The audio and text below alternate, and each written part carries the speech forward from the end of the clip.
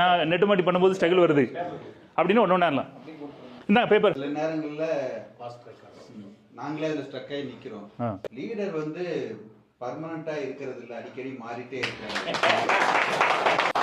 இப்போ கூட பாருங்க, இவர் லீடர்னு சொல்லிட்டு இவர் பேச வந்திருக்காரு. இப்படி மாறின என்ன பண்ணுவோம்? சரி, ரொம்ப ஃபேஸ் பண்றீங்களா இல்லையா? என்ன புதுசா ஒன்னொன்னா சொல்லிட்டே இருக்கீங்க. நேற்று ஒருத்தர் இருந்தீங்க, இன்னைக்கு ஒருத்தர் வந்தீங்க, கரெக்டா? ஓகே. ஒரு கூட்டத்தை உருவாக்கி அங்கே உட்காந்து பேசும்போது டப்புன்னு ஒருத்தர் வந்து இது மாதிரி தான் இப்போ பல கம்பெனி சொல்லிட்டு வராங்க, அப்புறம் மூடிட்டு போயிடுறாங்க அப்படிங்கிற இந்த 10 பேர்த்துல ஒருத்தர் கிளப்பி விட்டா மீதி 9 பேர் அவங்க பின்னாடி போயிடுறாங்க. நம்ம பின்னாடி யாரும் வர்றது இல்லை. கூட்டத்தில் தீய கொளுத்தி விட்டு போயிட்டு. ஓகே, வேலைதான். புதுசா ஒரு கம்பெனி அங்க சொல்லிட்டு போயிடுவாங்க. கூட வந்து பாத்தீங்கன்னா அதுக்கு கொளுத்தி போட்டு அவங்க பாட்டு சைலண்டா. கடைசியா இதெல்லாம் முடிச்சிட்டு அவர் போடும்போது உங்க மூஞ்சுக்காக நான் போடுறேன், அவ்வளவுதான். அதுக்கப்புறம் அவரும் நம்மளை கூப்பிடுறது இல்லை, நம்மளும் அவங்களை கூப்பிட்டாலும் எடுக்கிறது இல்லை. எடுத்தா தானே நீ அடுத்த ஏதாவது பண்ணுவேன்னு சொல்லிட்டு அதோட முடிச்சிடுறாங்க.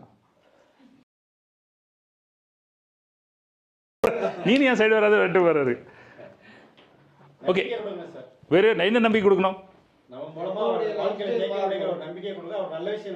அது ஓகே, ஆனா எனக்கு இந்த எம்எல்ஏ மூலம் வேண்டாம். இல்ல, அவர் வந்து கேட்கறதுக்கு ரெடி இல்லையா ஃபர்ஸ்ட்? அதானே கரெக்டா? பரவாயில்லைங்களா, ஒர்க் இன்கம்ல பரவாயில்ல, அதாவது சேவிங்ஸ் வச்சிருக்கீங்க, ஷேர்ஸ் வாங்கி அப்படி கொஞ்சம் ஒரு அப்டேட்டடா 2-3 விஷயங்கள் பேசும்போது ஆட்டோமேட்டிக்கா நம்ம வழிக்கு வருவோம். ஏன்னா ஊரு மேரேஜ் ஆயிடுச்சா, இன்கம் என்ன, அதை எப்படி சேர்த்து வச்சிருக்கீங்க, சொத்தா அக்கௌண்ட் சேவிங்ஸா வச்சிருக்கீங்களா, அந்த மாதிரி பண்ண நான் இந்த மாதிரி பண்ணிட்டு இருக்கோங்க அப்படின்னு ஜஸ்ட் இந்த மாதிரி ஷார்ட்டா ஆரம்பிச்சாலே க்ளோசிங். இதுல ரொம்ப யோசிச்சு பேசணும்னா பிசினஸ் மிஸ் ஆயிடும்.